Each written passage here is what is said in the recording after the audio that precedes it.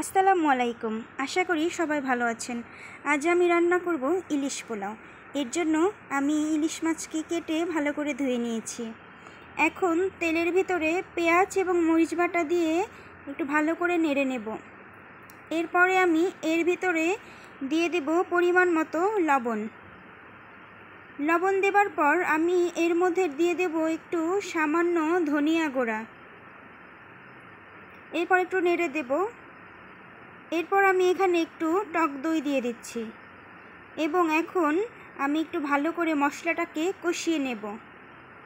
মশলাটাকে কষানোর পরে মশলার উপরে তেল চলে আসবে। যখন তেল উঠে আসবে ঠিক তখনই আমি ধুয়ে রাখা মাছগুলোকে এর ভিতরে দিয়ে দেব।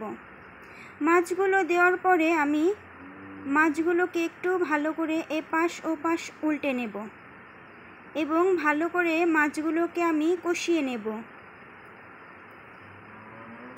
মাছগুলো কষানোর পরে এই মাছগুলোকে আমি তুলে রাখব। মাছগুলো এবং মশলা আমি আলাদাভাবে তুলে রাখব, কারণ মশলাটা আমি পোলাওর ভিতরে ব্যবহার করব।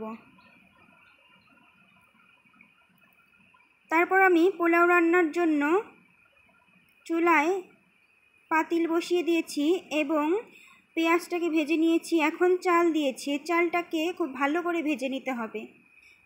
ভালো করে ভাজার পরে আমি এখানে পরিমাণ মতো পানি দিয়ে দেব।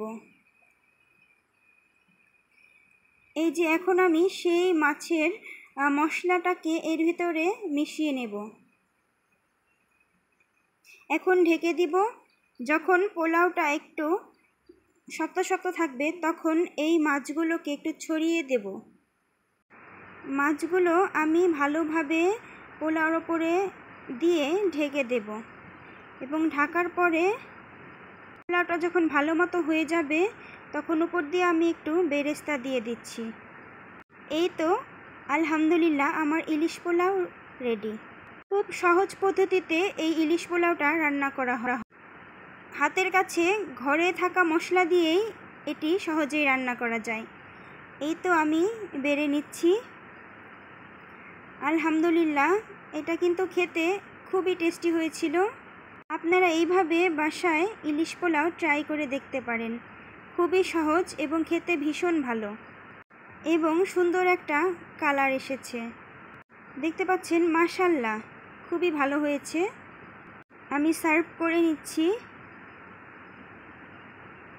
ভিডিওটি ভালো লাগলে অবশ্যই লাইক, কমেন্ট এবং সাপোর্ট করে পাশে থাকবেন। ধন্যবাদ।